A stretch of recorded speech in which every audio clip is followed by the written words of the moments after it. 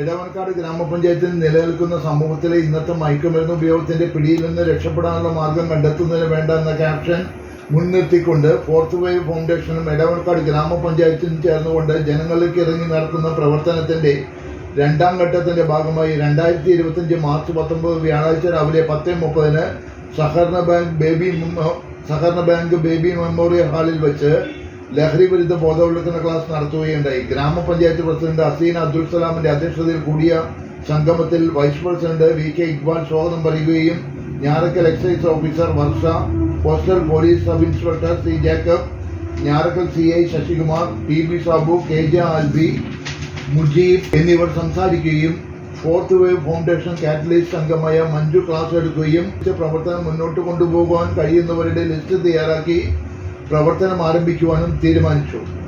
1ാം ward member Sajith കുട്ടൻ നന്ദി പറഞ്ഞ് സംഗമം അവസാനിപ്പിക്കുകയും ചെയ്തു.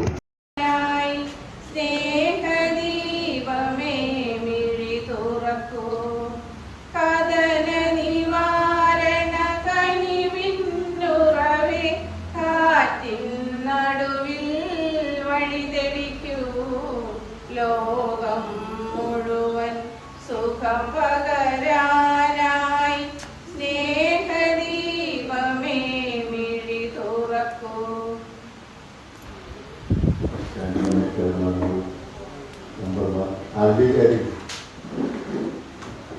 രാഷ്ട്രീയ പാർട്ടിയുടെ പ്രതിനിധികൾ,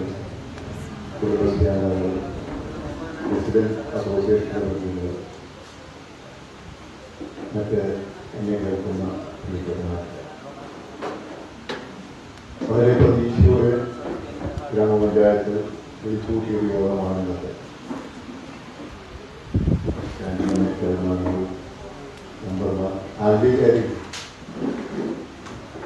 രാഷ്ട്രീയ പാർട്ടിയുടെ പ്രതിനിധികൾ, പ്രസിഡന്റ് അസോസിയേഷൻ പ്രതിനിധികൾ, മറ്റ് എന്നെ കേൾക്കുന്ന വളരെ പ്രതീക്ഷയോടെ ഗ്രാമപഞ്ചായത്ത് വിളിച്ചുകൂട്ടിയ ഒരു യോഗമാണ് ഇന്നത്തെ. ഒരു വേദന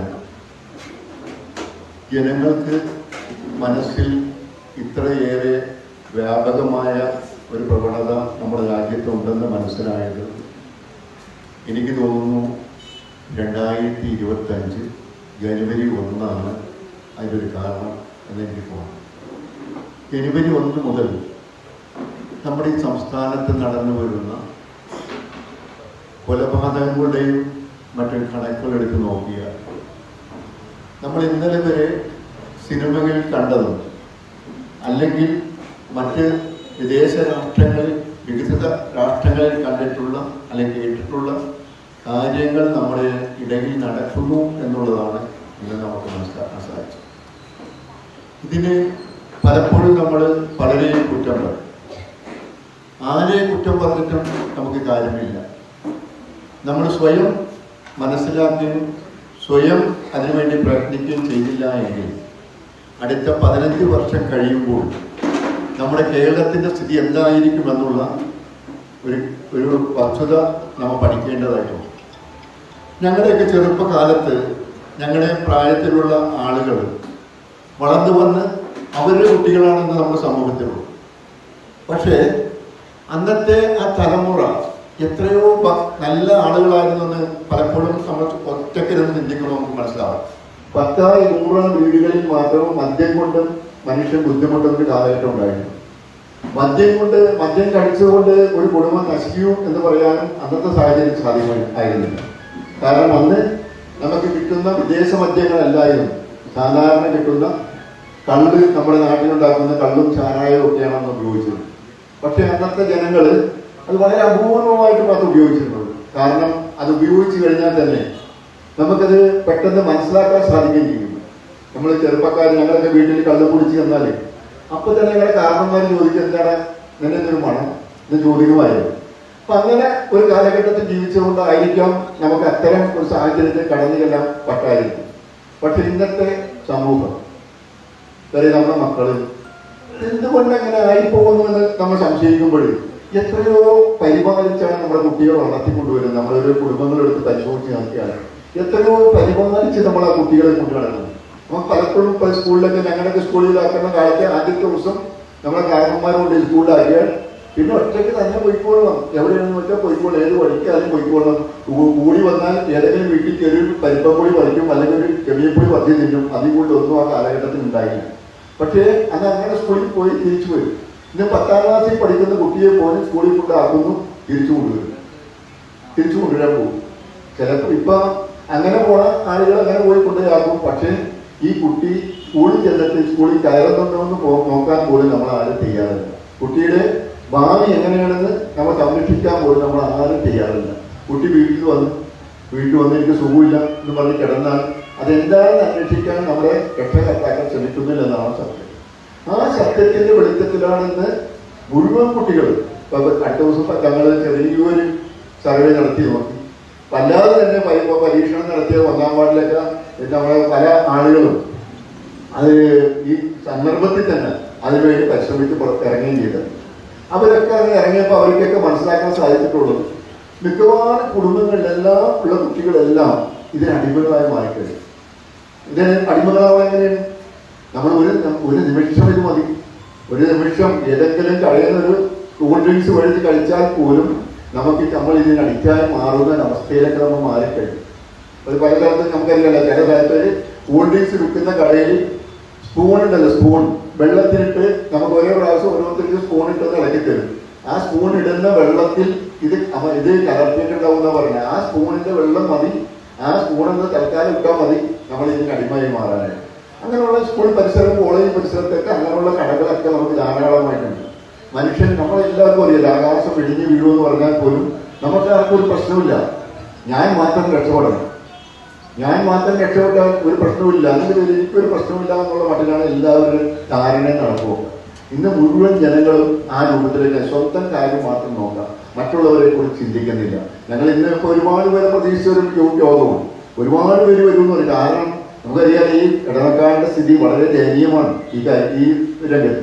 അപ്പൊ അതിന്റെ പേരിൽ ഒരുപാട് രക്ഷകർത്താക്കൾ ഇത് എന്താണെന്ന് അറിയാനും ഇതിനെന്താണ് പ്രതിവിധി എന്ന് മനസ്സിലാക്കാനും ഒക്കെ ആളുകൾ വരുമെന്നുള്ള പ്രതീക്ഷ എനിക്ക് ഉണ്ടായിരുന്നു. പക്ഷേ മൊബൈൽ ഫോൺ തുറന്നു നോക്കിയാലും TV തുറന്നു നോക്കിയാലും അതുപോലെ തന്നെ പത്രം തുറന്നു നോക്കിയാലും നമുക്ക് കാണാനും കേൾക്കാനും ഇഷ്ടപ്പെടാത്ത കാര്യങ്ങളാണ് നമ്മൾ കണ്ടും കേട്ടുകൊണ്ടിരിക്കുന്നത്. ഇതിനെതിരെയുള്ള ശക്തമായ പ്രതിഷേധം രേഖപ്പെടുത്തുന്നതിനുള്ള സമയം അതിക്രമിച്ചു കഴിഞ്ഞിരിക്കുകയാണ്. അതിനുള്ള ഒരു ജനകീയ മുന്നേറ്റം നടത്തുന്നതിന് വേണ്ടിയിട്ടാണ് ഇന്ന് ഫോർത്ത് വേവ് ഫൗണ്ടേഷന്റെയും എടവനക്കാട് ഗ്രാമപഞ്ചായത്തിന്റെ നേതൃത്വത്തിലുള്ള ഈ ഒരു മീറ്റിംഗ് വിളിച്ചുകൂട്ടിയിട്ടുള്ളത്. ഇതിലെത്തിച്ചേർന്നിട്ടുള്ള എന്റെ പ്രിയപ്പെട്ട എല്ലാവരെയും ഞാൻ എന്റെ വിദേശത്തിന്റെ ഭാഷയിൽ അഭിനന്ദിക്കുകയാണ്. കാരണം നമ്മുടെ നാടിന്റെ ഒരു നന്മയ്ക്ക് വേണ്ടിയിട്ടാണ് നമ്മളെല്ലാവരും ഒത്തുചേർന്നിരിക്കുന്നത്. ഇവിടെ ഇരിക്കുന്ന എന്റെ ഒരു ഏജിലുള്ള ആളുകളെ സംബന്ധിച്ചിടത്തോളം നമ്മൾ ജീവിച്ചിരുന്ന ഒരു കാലഘട്ടത്തിലല്ല ഇന്ന് നമ്മുടെ കുട്ടികൾ ജീവിക്കുന്നത്. നമ്മളൊക്കെ ജീവിച്ചിരുന്നപ്പോൾ നമുക്കറിയാം, ജീവിച്ചിരുന്ന ഒരു കാലഘട്ടത്തിൽ നമുക്കറിയാം നമ്മൾ കൂട്ടുകുടുംബങ്ങളായിട്ടാണ് ജീവിച്ചിരുന്നിട്ടുള്ളത്. അങ്ങനെയാണ് നമ്മുടെ അപ്പൂപ്പന്മാരും അമ്മൂമാരും അതുപോലെ തന്നെ സഹോദരങ്ങളും കൊച്ചച്ചന്മാർ, അങ്ങനെ ഒരുപാട് ആളുകൾ കൂടിയുള്ള ഒരു കുടുംബങ്ങളായിരുന്നു. ഇന്നിപ്പോ വിവാഹം കഴിഞ്ഞു കഴിഞ്ഞാൽ സ്ത്രീകളെ സംബന്ധിച്ചിടത്തോളം എത്രയും പെട്ടെന്ന് മാറി താമസിച്ച് സ്വസ്ഥമായി സ്വാർത്ഥത എന്ന രീതിയിലേക്ക് മാറിക്കഴിഞ്ഞു. അത് ഒരുപാട് ബുദ്ധിമുട്ടുകളാണ് ഉണ്ടാക്കുന്നത്. നമുക്കറിയാം, ഒരു വീട് നമുക്ക് ഒരു ലോണൊക്കെ മേടിച്ച് അല്ലെങ്കിൽ പഞ്ചായത്തിൽ നിന്നുള്ള പദ്ധതിക പ്രകാരം വീടുകൾ വെച്ച് കഴിഞ്ഞിട്ടുണ്ടെങ്കിൽ ലോൺ വെച്ച് അത് കൂടുതൽ വിപുലമാക്കുകയും പിന്നീട് അത് മതില് കെട്ടി തൊട്ടയൽപക്കത്തുള്ള ആളുകളുമായിട്ട് യാതൊരു സമ്പർക്കവും ഇല്ലാത്ത രീതിയിലാണ് നമ്മൾ ജീവിച്ചു പോകുന്നത്. എല്ലാവർക്കും ജീവിക്കണമെങ്കിൽ ഇന്ന് സ്വന്തമായി ജോലി വേണം. അങ്ങനെയാകുമ്പോൾ മാതാവും പിതാവും ഒക്കെ ജോലിക്ക് പോകുന്നു. രാവിലെ പോയി കഴിഞ്ഞിട്ടുണ്ടെങ്കിൽ മാതാപിതാക്കൾ തിരിച്ചു വരുമ്പോൾ വൈകുന്നേരമാണ്. ചിലപ്പോൾ ജോലിയുടെ ഭാരം കൊണ്ടുള്ള പ്രശ്നങ്ങളുമായിട്ടായിരിക്കും കടന്നു വരുന്നത്. വീട്ടിലെ ജോലികൾ ഉണ്ടാകും അമ്മമാരെ സംബന്ധിച്ച്. ഇതൊക്കെ കഴിഞ്ഞ് അവർ കിടന്നുറങ്ങി പിറ്റേന്നും ഇത് തന്നെ. മക്കൾ എന്ത് ചെയ്യുന്നു, എവിടെ പോകുന്നു എന്നുള്ള കാര്യങ്ങൾ നോക്കുവാനോ ചിന്തിക്കുവാനോ അവർക്ക് നേരമില്ല. ഒന്നിച്ചിരുന്ന് മുമ്പൊക്കെ നമുക്കറിയാം, നമ്മളെല്ലാവരും ഒന്നിച്ചിരുന്ന് ഭക്ഷണം കഴിക്കുന്ന ശീലമൊക്കെ ഉണ്ടായി. അപ്പൊ അതിനൊന്നും നേരമില്ല. കുട്ടികൾ പഠിക്കുന്നതായിരിക്കും, ചിലപ്പോൾ ഉറങ്ങുകയായിരിക്കും, ചിലപ്പോൾ മൊബൈൽ ഫോണിൽ നോക്കുകയായിരിക്കും. അങ്ങനെയുള്ള ചിട്ടകളിൽ കൂടിയാണ് കുട്ടികൾ കടന്നുപോയിക്കൊണ്ടിരിക്കുന്നത്. നമ്മുടെ മക്കൾ മറ്റുള്ള കുട്ടികളെക്കാളും അധികം ഏറ്റവും മുന്തിയവനാകണം എന്നാണ് നമുക്ക് എല്ലാവർക്കും ആഗ്രഹം. അങ്ങനെ വരുമ്പോൾ നമ്മൾ എന്ത് ചെയ്യും, സ്കൂളിലേക്ക് പോകുമ്പോൾ കോളേജിൽ പോകുമ്പോഴൊക്കെ നമ്മൾ പോക്കറ്റ് മണികൾ കൊടുക്കും. അത് ഉപയോഗിച്ചുകൊണ്ട് കുട്ടികൾ എന്ത് ചെയ്യുന്നു, അവൻ എന്താണ് ചെലവ് എന്നുള്ളതൊന്നും നമുക്ക് ചിന്തിക്കാവുന്നതിനേക്കാളും അപ്പുറമാണ്. ഞാനൊക്കെ പഠിച്ചിരുന്ന ഒരു സമയത്ത് ഞാൻ കൊടുങ്ങല്ലൂർ ഗേൾസ് ഹൈസ്കൂളാണ് പഠിച്ചിരുന്നത്. അന്നൊക്കെ 10 പൈസക്ക് നമുക്ക് മിഠായി കിട്ടും. തൊട്ടടുത്ത് തന്നെയാണ് കൊടുങ്ങല്ലൂർ പോലീസ് സ്റ്റേഷൻ, അടുത്ത് തന്നെയാണ് അന്നത്തെ കാലഘട്ടത്തിൽ. ആ സമയത്ത് ഒരു അമ്മായിയുണ്ട്, പുള്ളിക്കാരി ആ ഗേറ്റിന്റെ പുറത്ത് ഒരു കുറച്ച് മിഠായി സാധനങ്ങളൊക്കെ ആയിട്ട് വന്നിരിക്കും. ഇതേ സമയത്ത് ഈ 10 പൈസ നമുക്ക് വീട്ടിൽ നിന്ന് കിട്ടിയിട്ടുണ്ടെങ്കിൽ അത് നമ്മൾ മേടിക്കുന്നത് ആ അമ്മായിയുടെ കയ്യിൽ നിന്നാണ്. ഇന്ന് നമുക്കറിയാം നമ്മുടെ കുട്ടികൾ എവിടെ ചെന്നാണ് ഭക്ഷണം കഴിക്കുന്നത്, എന്തെല്ലാം തരത്തിലുള്ള ഭക്ഷണങ്ങൾ കഴിക്കുന്നുണ്ട്. അപ്പൊ അന്നത്തെ ചുറ്റുപാടിൽ നിന്ന് നമ്മൾ തന്നെ നമ്മുടെ കുട്ടികളെ മാറ്റിയെടുത്തിരിക്കുകയാണ്. പിന്നെ പ്രധാനപ്പെട്ട കാരണക്കാർ എന്ന് പറഞ്ഞിട്ടുണ്ടെങ്കിൽ മാതാപിതാക്കളാണ്. തങ്ങളുടെ കുട്ടികൾ തെറ്റ് ചെയ്തിട്ടുണ്ടെങ്കിൽ അത് സമ്മതിക്കാൻ ആരും തയ്യാറാവുന്നില്ല. ഇന്നിപ്പോ സ്കൂളുകളിൽ തന്നെ അധ്യാപകരെ സംബന്ധിച്ചിടത്തോളം അധ്യാപകർക്ക് ഒരു വഴക്ക് പോലും കുട്ടികളെ പറയാൻ സാധിക്കില്ല. അധ്യാപകർ എന്തെങ്കിലും വഴക്ക് പറഞ്ഞിട്ടുണ്ടെങ്കിൽ ചൈൽഡ് ലൈനിനെ കുറിച്ച് കൂടുതലായിട്ട് അറിയാവുന്നത് കുട്ടികൾക്കാണ്. ആദ്യം തന്നെ എവിടെ ചെന്നാലും പരാതി പറയേണ്ടതെന്ന് അവർക്കറിയാം. അപ്പൊ അധ്യാപകർക്ക് അത് വഴക്ക് പറയാൻ സാധിക്കില്ല. എന്തെങ്കിലും കുറ്റം കണ്ടുകഴിഞ്ഞിട്ടുണ്ടെങ്കിൽ അത് മാതാപിതാക്കളോട് പറഞ്ഞു കഴിഞ്ഞിട്ടുണ്ടെങ്കിൽ അധ്യാപകരായിട്ടും ആ സമയത്ത് അവിടെ കുറ്റക്കാരായിട്ട് മാറുന്നു. അത്തരം രീതിയിൽ തന്നെ നമ്മളുടെ വിദ്യാഭ്യാസത്തിലും മാറ്റങ്ങൾ വന്നിരിക്കുന്നു. ഇതിനെല്ലാം മാറ്റങ്ങൾ വന്നെങ്കിൽ മാത്രമേ നമുക്ക് നമ്മുടെ കുട്ടികളെ നല്ല ഒരു രീതിയിലേക്ക് വളർത്തിയെടുക്കുവാനായിട്ട് നമുക്ക് സാധിക്കുകയുള്ളൂ. ഇപ്പോ നമ്മുടെ പഞ്ചായത്തിൽ തന്നെ ഒട്ടേറെ ഇത്തരത്തിലുള്ള ബുദ്ധിമുട്ടുകൾ അനുഭവിക്കുന്ന കുടുംബങ്ങളുണ്ട്. ഒരു പഞ്ചായത്ത് പ്രസിഡന്റ് എന്ന നിലയിൽ 1-2 കേസുകളിൽ ഞാൻ തന്നെ ഇടപെട്ടിട്ടുണ്ട്. നമ്മൾ പുറമേ നിന്ന് കാണുമ്പോൾ വിദ്യാഭ്യാസത്തിലും ജോലിയിലും ഒക്കെ ഉയർന്ന സ്ഥാനമാനങ്ങൾ വഹിക്കുന്ന ആളുകൾ, അവരുടെ വീട്ടിൽ നടന്നിരുന്ന പ്രശ്നങ്ങൾ ഞാൻ നേരത്തെ സൂചിപ്പിച്ചതിലാണ്. ഈ കുട്ടി ഗൾഫിലായിരുന്നു. ഇപ്പൊ നാട്ടിൽ കുറെ നാളുകളായിട്ട് സെറ്റിൽ ചെയ്ത് ജീവിക്കുകയാണ്. അപ്പോ വീട്ടിലുള്ള പ്രശ്നങ്ങൾ ഭയങ്കരമായിട്ട് അധികരിച്ചതിന്റെ ഭാഗമായിട്ട് അതിന്റെ മകന്റെ ഈ പിതാവ് മകളെയും കൊണ്ട് കുട്ടിയെയും കൊണ്ട് തിരിച്ചും വീട്ടിലേക്ക് പോയി. വളരെ അധികമായിട്ട് പ്രശ്നങ്ങൾ വന്നതിനെ തുടർന്ന് അവര് എന്നെ വിളിച്ചു പറയുന്നു. അതായത് ആ കുട്ടിയുടെ പിതാവ് വീട്ടിലേക്ക് വന്ന് എന്നെ വിളിച്ചു, അത്യാവശ്യമായിട്ട് വീട്ടിലേക്ക് വരണമെന്ന് പറഞ്ഞു. അവിടേക്ക് നമ്മൾ ചെന്ന് കഴിഞ്ഞപ്പോൾ ഈ പറയുന്ന കുട്ടി ആ മാറി താമസിച്ച ആ വീട്ടിലേക്ക് ചെല്ലില്ല. ഈ സ്വന്തം വീട്ടിൽ തന്നെയാണ് നിൽക്കുന്നത്. ഉപയോഗിക്കുന്ന റൂം എന്ന് പറഞ്ഞിട്ടുണ്ടെങ്കിൽ നമ്മൾക്ക് പോലും കാണാൻ അത്ഭുതപ്പെട്ടു പോകും. അത്രയും വലിയ സമ്പന്നമായ ആ വീടിൻ്റെ ഉള്ളിലെ മുറി എന്ന് കണ്ടു കഴിഞ്ഞാൽ വളരെയധികം മോശമായിട്ടുള്ള ഒരു മുറിയാണ്. അലമാരികളുടെ ഡോറില്ലാത്തതും ജനലുകൾക്ക് ചില്ലുകളില്ലാത്തതും അങ്ങനെ ഒരു രീതിയിലുള്ള മുറിയാണ്. അത്രയധികം ബുദ്ധിമുട്ട്. ആ സ്ത്രീയാണ് എങ്കിൽ, ആ അമ്മയാണ് എങ്കിൽ അവർ നമസ്കരിക്കുന്നതും അല്ലെങ്കിൽ പ്രാർത്ഥനകളും ഏർപ്പെടുമ്പോൾ സ്വന്തം മുറി പൂട്ടി മേശയും കസേരയും ഒക്കെ ചേർത്തിട്ട് വളരെ ഭയപ്പാടോടു കൂടിയാണ് ജീവിച്ചു പോകുന്നത്. രാത്രി ആയി കഴിഞ്ഞിട്ടുണ്ടെങ്കിൽ തൊട്ടടുത്ത വീടുകളിലാണ് അഭയം തേടുന്നത്. അത്രയും മോശമായ ഒരു രീതിയിലേക്ക് ആ വ്യക്തി മാറിക്കഴിഞ്ഞു എന്നുള്ളതാണ്. പിന്നീട് ഞാൻ അതിൽ ഇടപെടുകയും തൊട്ടടുത്തുള്ള ആളെയൊക്കെ കൂട്ടി അവരെ കൗൺസിലിങ്ങിനും അതുപോലെ തന്നെ ഡി അഡിക്ഷൻ സെന്ററിലേക്ക് മാറ്റുകയും ചെയ്യുന്ന അടിസ്ഥാനത്തിൽ ആ കുട്ടി രക്ഷപ്പെട്ടു. അത്തരത്തിലുള്ള ഒരു കാര്യത്തിലേക്ക് നമുക്ക് ഇടപെടാൻ സാധിച്ചു എന്നുള്ളത്. അങ്ങനെ ഒട്ടനവധി കേസുകൾ നമ്മുടെ പഞ്ചായത്തിൽ തന്നെയുണ്ട്. നമുക്ക് നേരിട്ട് അനുഭവമുള്ളതുണ്ട്. പലരും ഇതിനെക്കുറിച്ച് പറയാൻ മടിക്കുന്നു എന്നുള്ളതാണ്. മാതാപിതാക്കളെ സംബന്ധിച്ചിടത്തോളം തങ്ങൾ അത് പറഞ്ഞു കഴിഞ്ഞാൽ ശക്തമായ മുന്നേറ്റങ്ങൾ നമ്മൾ നടത്തും. അങ്ങനെ നമുക്കറിയാം, നമ്മുടെ കിഴക്കൻ മേഖലകളിലാണെങ്കിലും പടിഞ്ഞാറൻ മേഖലകളിലൊക്കെ കെട്ടിനോട് ചേർന്നും പുഴയോട് ചേർന്നുമുള്ള പല ഭാഗങ്ങളിലും കുട്ടികൾ കൂട്ടം കൂടിയിരിക്കുന്നുണ്ട്. പലപ്പോഴും നമ്മൾ ശ്രദ്ധിച്ചാൽ കാണാം, നമ്മുടെ പഞ്ചായത്തിലുള്ള കുട്ടികളല്ല വന്നിരിക്കുന്നത്. നോക്കുമ്പോൾ എന്താണ്, കളിക്കാൻ വേണ്ടി ഫുട്ബോളുമായിട്ടൊക്കെ വന്നിരിക്കുന്നുണ്ട്. കളിക്കുന്നു എന്നുള്ളതാണ് പേര്. പക്ഷെ പോയി കഴിഞ്ഞിട്ടുണ്ടെങ്കിൽ അവിടെ കിടക്കുന്ന കടലാസുകളോ മിഠായി കടലാസുകളോ ഒക്കെ നമ്മൾ നോക്കിക്കഴിഞ്ഞാൽ നമ്മൾക്ക് തന്നെ കാണാൻ പറ്റാത്ത തരത്തിലുള്ള കടലാസുകളായിരിക്കും. അപ്പോ ഇത്തരത്തിലുള്ള രീതി, അപ്പൊ അവരെ സംബന്ധിച്ചിടത്തോളം നമ്മൾ ചോദിക്കാനും പറയാനും ആരെങ്കിലും ചെന്ന് ചോദിച്ചിട്ടുണ്ടെങ്കിൽ ഞങ്ങൾ കളിക്കാൻ വന്നിരിക്കുന്നതാണ് പറയുന്നത്. അപ്പൊ നമ്മൾ എക്സൈസിനെ കുറിച്ച് പറയുകയാണെങ്കിൽ നമ്മൾ ഒരുപാട് പഞ്ചായത്ത് തലത്തിൽ ഇതുമായി ബന്ധപ്പെട്ട് നമ്മൾ എക്സൈസിന്റെ ഒക്കെ മീറ്റിംഗ് വിളിച്ചു കൂട്ടാറുണ്ട്. പക്ഷെ നമ്മൾ അവരോടൊക്കെ പറയാറുണ്ടെങ്കിലും പലപ്പോഴും അതിന്റെ നടപടികൾക്ക് പക്ഷെ പോകാനായിട്ട് കഴിഞ്ഞിട്ടില്ല എന്നുള്ളതാണ് പലപ്പോഴും പഞ്ചായത്ത് മെമ്പർമാരെ സംബന്ധിച്ച്.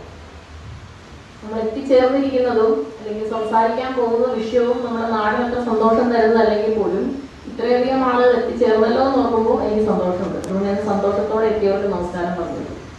നമ്മുടെ സമൂഹം നേരിടുന്ന മാരകമായ അല്ലെങ്കിൽ എത്രത്തോളം രൂക്ഷ അവസ്ഥയിലേക്കാണ് നമ്മുടെ നാട് പോയിക്കൊണ്ടിരിക്കുന്നത് എന്നുള്ളത്, നമ്മുടെ പഞ്ചായത്ത് പോയിക്കൊണ്ടിരിക്കുന്നത്, പഞ്ചായത്ത് മാത്രമൊന്നുമല്ല നമ്മുടെ ഈ വൈപ്പിൻ മൊത്തം അല്ലെങ്കിൽ കേരളം മുഴുവൻ നേരിട്ടുകൊണ്ടിരിക്കുന്ന മാരകമായ വിപത്ത് എത്രത്തോളം രൂക്ഷമാണ് എന്ന് ഇവിടെ ഇപ്പോ രണ്ട് മൂന്ന് പേര് സംസാരിച്ചു. അവർ വളരെ വ്യക്തമായിട്ട് നിങ്ങൾക്ക് പറഞ്ഞു തന്നിട്ടുണ്ട്.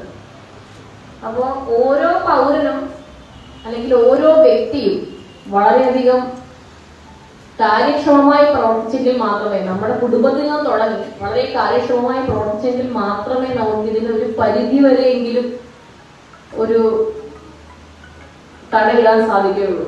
കാരണം ഒരു 10 വർഷത്തിന് മുന്നേ അല്ലെങ്കിൽ ഒരു 15 വർഷത്തിന് മുന്നേ എക്സൈസ് ഡിപ്പാർട്ട്മെന്റിന് കിട്ടിക്കൊണ്ടിരുന്ന കേസുകൾ എന്ന് പറയുന്നത് ഒരു വർഷത്തില് 1 2 NDPS കേസുകളാണ്. ഇന്നതൊരു മാസത്തിലേക്കും ഒരു ദിവസത്തിലേക്കുമായി. ഇന്ന് രാവിലെ ഞാൻ അവിടെ ഓഫീസിൽ നിന്ന് ഇങ്ങോട്ട് പുറപ്പെടുന്ന സമയത്തും അവിടെ ഒരു കേസ് റിപ്പോർട്ട് ചെയ്തിട്ടുണ്ട്. അപ്പൊ എത്രത്തോളം രൂക്ഷമാണ്. അതും ഒരു 18-19 വയസ്സ് മാത്രം പ്രായമുള്ള ഒരു പയ്യൻ. തിരിച്ചു ചെല്ലുമ്പോഴും അവനവിടെ ഉണ്ടാവും. ഉത്തരവാദിത്തപ്പെട്ട ഒരാള് വന്ന് അവനെ കൗൺസിലിംഗ് കൊടുത്ത് വിട്ടയക്കേണ്ട ഒരാളാണ്. അവനെ കൗൺസിലിംഗ് കൊടുക്കുന്നതിനോ ഏറ്റവും നമ്മൾ ശ്രദ്ധിക്കേണ്ട ഒരു കാര്യം, ഒരു കൗൺസിലിംഗ് കൊടുത്ത് വിടുന്നതിനോ അല്ലെങ്കിൽ അതിനെപ്പറ്റി നമ്മൾ മനസ്സിലാക്കിയിരിക്കാനോ ഉത്തരവാദിത്തം ഏറ്റെടുക്കാൻ 2 പേര് വരുന്നില്ല എന്നുള്ളതാണ്. നമ്മൾ എത്ര തവണ ഒരു പേരൻസിനെ കോൺടാക്ട് ചെയ്യുമ്പോൾ അവരെ കൊണ്ടുപോകുന്ന സമയത്തിനുള്ളിൽ ഇനി ഇതുപോലെ പിടിച്ചിട്ടുണ്ട്, നിങ്ങൾ വരണം, നിങ്ങൾ വന്നെങ്കിൽ മാത്രമേ നമുക്ക് അതിന്റെ നമുക്കൊരു കാര്യങ്ങൾ ചെയ്യാൻ പറ്റുള്ളൂ. അതിന്റെ അച്ഛൻ സ്ഥലത്തില്ല, അമ്മ സ്ഥലത്തില്ല, ഒരാളില്ല വരാൻ. നമ്മൾ ആരോടാ സംസാരിക്കുക? അവന്റെ നാട്ടുകാരോട് സംസാരിക്കാൻ പറ്റും. നമ്മളൊരു കേസ് എടുത്തു കഴിഞ്ഞാൽ ഒരു സാക്ഷി ഒപ്പിടാൻ പോലും ജനങ്ങൾക്ക് പേടിയാണ്, ഭയമാണ്. നമ്മളത് ഇതുപോലെ കേസ് എടുത്തിട്ടുണ്ട്, ഒരു പബ്ലിക് പ്ലേസിൽ ചെന്നിട്ട് നമ്മൾ കേസ് എടുത്തിരിക്കുകയാണ്, നമുക്കൊരു കേസ് എടുത്ത് ഒരു സാക്ഷി വേണമെന്ന് പറയുമ്പോൾ ഇതിന് ഞങ്ങൾ ഇടപെടില്ല എന്ന് പറഞ്ഞ് മാറി നിൽക്കുന്ന ഒരുപാട് ആളുകൾ എനിക്കറിയാം. നിങ്ങൾ മോശമായിട്ട് പറയുകയല്ല, വേറൊന്നും കൊണ്ടല്ല. കാരണം എക്സൈസ് എത്തുന്നവരെ അല്ലെങ്കിൽ പോലീസ് എത്തുന്നവരെ കാത്തിരിക്കാനുള്ള സമയമൊന്നും പലപ്പോഴും നമുക്ക് കിട്ടിയെന്ന് വരില്ല. ഓരോ വ്യക്തിയും ഇത് എന്റെ ഉത്തരവാദിത്തമാണ്, എന്റെ കുട്ടി അല്ലെങ്കിൽ എന്റെ നാട്ടുകാരൻ എന്ന നിലയിൽ ഞാൻ ഇടപെടേണ്ട ഒരു വിഷയമാണെന്ന് ഓരോ വ്യക്തിയും മനസ്സിൽ വിചാരിച്ചിറങ്ങി മാത്രമേ നമ്മൾ ഇതുപോലെ പ്രൊജക്ടുകൾ സംഘടിപ്പിക്കുന്നത് ഇതുകൊണ്ടൊക്കെ നമുക്ക് എന്തെങ്കിലും പ്രയോജനം ഉണ്ടാവുകയുള്ളൂ. നമ്മുടെ വിദഗ്ധമായ പഠനം അനുസരിച്ച് ഒരു 10 വർഷത്തിന് ശേഷം അല്ലെങ്കിൽ 8 9 വർഷത്തിന് ശേഷം ബോധമുള്ള ഒരു വ്യക്തിയെ പോലെ നമുക്ക് കണ്ടുപിടിക്കാൻ പറ്റാത്തൊരവസ്ഥ വരും. നമ്മള് വേണ്ടതും വേണ്ടാത്തതുമായിട്ടുള്ള സകലത് കൊടുത്ത് വളർത്തുന്ന നമ്മുടെ മക്കള്, നമുക്ക് ശേഷം നമ്മുടെ കുടുംബത്തെ സംരക്ഷിക്കേണ്ടവര് അല്ലെങ്കിൽ നമ്മുടെ നാടിന് മാതൃകയാവേണ്ടവരെ, ആ മക്കള് നാളെ അവരുടെ 9 വർഷത്തിന് അല്ലെങ്കിൽ 10 വർഷത്തിന് ശേഷം അവരുടെ അവസ്ഥ എന്തായിരിക്കും നിങ്ങൾ എപ്പോഴെങ്കിലും ആലോചിച്ചിട്ടുണ്ടോ? ഞാനടക്കമുള്ള ഓരോ രക്ഷിതാവും ചിന്തിക്കേണ്ട കാര്യമാണ്. നമ്മുടെ മക്കൾ രാവിലെ സ്കൂളിൽ പോകുന്നു, സ്കൂളിൽ എത്തുന്നുണ്ടോ, ആരാണ് അവരുടെ കൂട്ടുകാരൻ, ആരൊക്കെയോട് സംസാരിക്കുന്നു, ആരൊക്കെയായിട്ട് അവരുടെ ഒരു ദിവസം മുഴുവൻ ചെലവഴിക്കുന്നു. തീർച്ചയായും ഒരു രക്ഷിതാവെന്ന നിലയിൽ നിങ്ങൾ അറിയേണ്ട ആദ്യത്തെ കാര്യം നിങ്ങളുടെ മകന്റെ അല്ലെങ്കിൽ മകളുടെ സുഹൃത്ത് ആരാണെന്നുള്ളതാണ്. അവരാരോടൊപ്പം ചെലവഴിക്കുന്നു എന്നുള്ളതാണ്. അവരാരുമായി കാര്യങ്ങൾ കമ്മ്യൂണിക്കേറ്റ് ചെയ്യുന്നു എന്നുള്ളതാണ്. ഇവിടെ ഈ എത്ര പേരൻസിന് കൃത്യമായി പറയാൻ പറ്റും, എന്റെ മകന് അല്ലെങ്കിൽ ഒരു മകൾക്ക് ഒരു പ്രശ്നം വരുമ്പോൾ എന്റെ അടുത്ത് തന്നെ വരുമെന്ന്. വേറെ ആരും അറിയുന്നതിന് മുന്നേ എന്റെ അടുത്ത് വരും, എന്നോടത് കമ്മ്യൂണിക്കേറ്റ് ചെയ്യുമെന്ന് ഉറപ്പോടുകൂടി പറയാൻ എത്ര പേർക്ക് കഴിയും? ഇത്രയും ആളുകൾക്ക് വളരെ കുറച്ച് ആളുകൾ മാത്രമേ കൈ ഉറപ്പിട്ടുള്ളൂ. ഈ ഒരു ഉറപ്പ് നമ്മുടെ മകൻ അല്ലെങ്കിൽ മകൾക്ക് നമ്മൾ കൊടുക്കാത്തടത്തോളം കാലം പിന്നെ നമ്മൾ എന്ത് പ്രോജക്ട് സംഘടിപ്പിച്ചിട്ടും അതിന്റെ പ്രയോജനം ഉണ്ടാവുമെന്ന് എനിക്ക് തോന്നുന്നില്ല. ഏറ്റവും ആദ്യം നമ്മൾ മനസ്സിലാക്കേണ്ടത് കുടുംബത്തിൽ നിന്നാണ് എല്ലാം തുടങ്ങുന്നത്. വീട്ടിലെ അച്ഛനും അമ്മയും തന്നെയാണ് എല്ലാ കുട്ടികളുടെയും മാതൃക. നമ്മൾ ഒരുപാട് കുട്ടികളെ ഞാൻ കൗൺസിൽ ചെയ്യാറുണ്ട്. അപ്പൊ ആ കുട്ടികൾ ഏറ്റവും ആദ്യം പറയുന്ന ഒരു കാര്യം, നമ്മുടെ പ്രശ്നങ്ങൾ പറഞ്ഞാൽ അത് മനസ്സിലാക്കാൻ പറ്റുന്ന ആളുകൾ വീട്ടിലില്ല എന്നുള്ളതാണ്.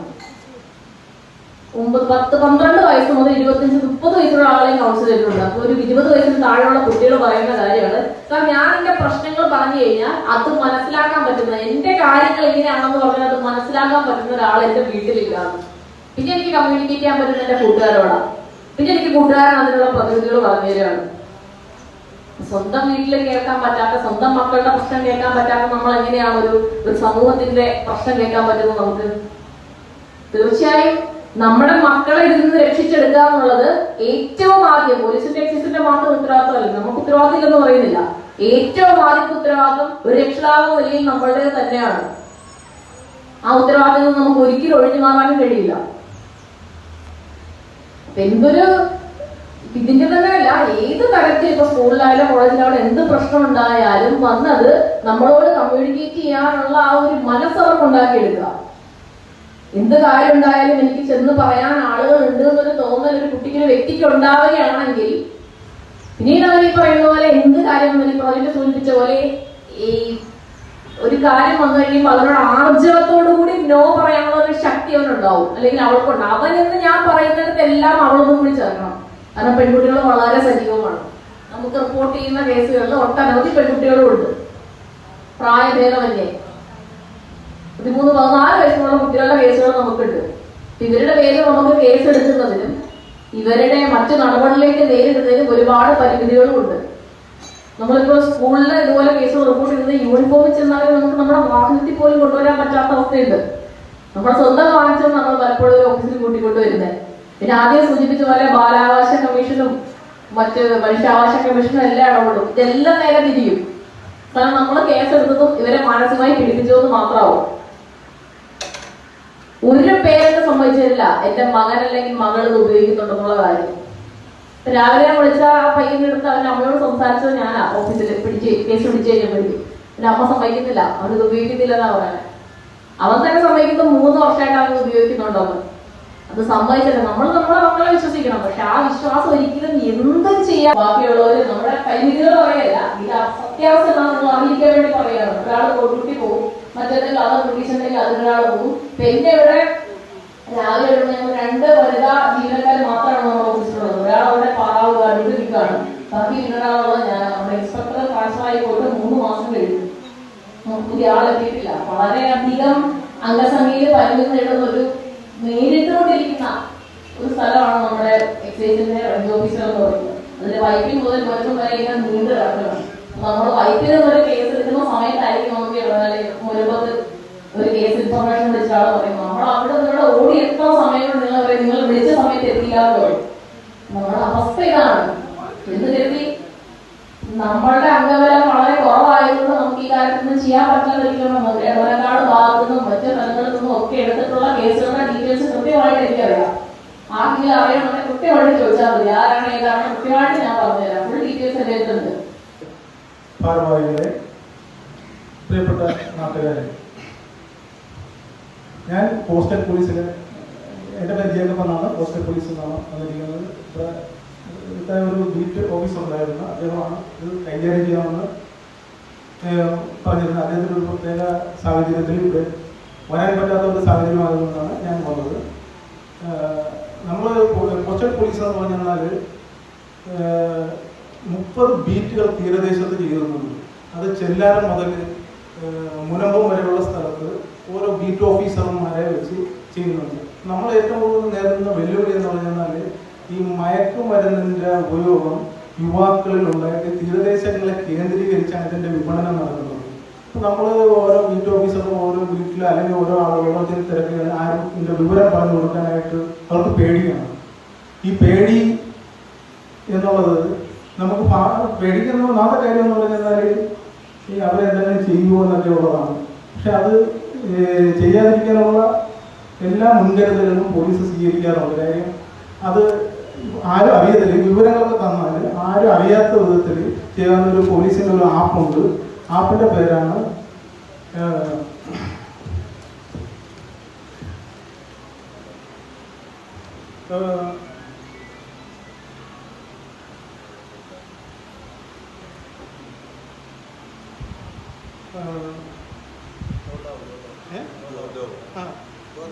യോധ എന്ന് പറഞ്ഞൊരു ആപ്പുണ്ട്. അതിൻ്റെ ഒരു നമ്പർ ഞാൻ തരാം നിങ്ങൾക്ക്. 99 95 96 66 66 എന്നുള്ളതാണ് എൻ്റെ നമ്പർ. പക്ഷെ നമ്മൾ നേരിടുന്ന ഏറ്റവും വലിയ വെല്ലുവിളി എന്ന് പറയുന്നത് നാട്ടുകാർ ഒരിക്കലും സഹകരിക്കാറില്ല എന്നുള്ളതാണ്. മാതാപിതാക്കൾ സഹകരിക്കാറില്ല, കുട്ടികൾ അങ്ങനെ ഉണ്ടെങ്കിൽ ഒരിക്കലും ആരും സഹകരിക്കുന്നില്ല. നമ്മൾ ഇതിൻ്റെ റിപ്പോർട്ട് പലപ്പോഴായിട്ട് നമ്മുടെ ബീറ്റ് ഓഫീസർമാർ അതിൻ്റെ അതോറിറ്റിക്ക് അയച്ചു കൊടുക്കാറുണ്ട്. അതിൻ്റെ നടപടികളുണ്ടായിട്ടുണ്ട്.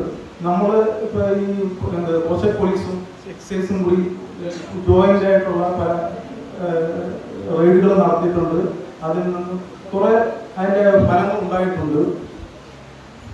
പിന്നെ എനിക്ക് പറയാനുള്ളതെന്ന് പറഞ്ഞാൽ ഇവിടെ ഈ ഇതിൻ്റെ മയക്കുമരുന്നിൻ്റെ ദൂഷ്യവശങ്ങളെക്കുറിച്ചും ഇതിൻ്റെ വിപണനത്തെക്കുറിച്ചും മറ്റുള്ള കാര്യങ്ങളും എൻ്റെ മുന്നിൽ സംസാരിച്ചിട്ടുണ്ട്, വ്യക്തമായിട്ട് സംസാരിച്ചിട്ടുണ്ട്. പിന്നീട് എന്തെങ്കിലും ഈ ചർച്ചയിൽ എന്തെങ്കിലും പോലീസിൻ്റെ ഭാഗത്തു നിന്ന് ഇടപെടുന്നത് ഞാൻ ഇതിൻ്റെ കാര്യങ്ങൾ നിങ്ങളെ അറിയിക്കുന്നതാണ്. എല്ലാവർക്കും അഭിനന്ദനം.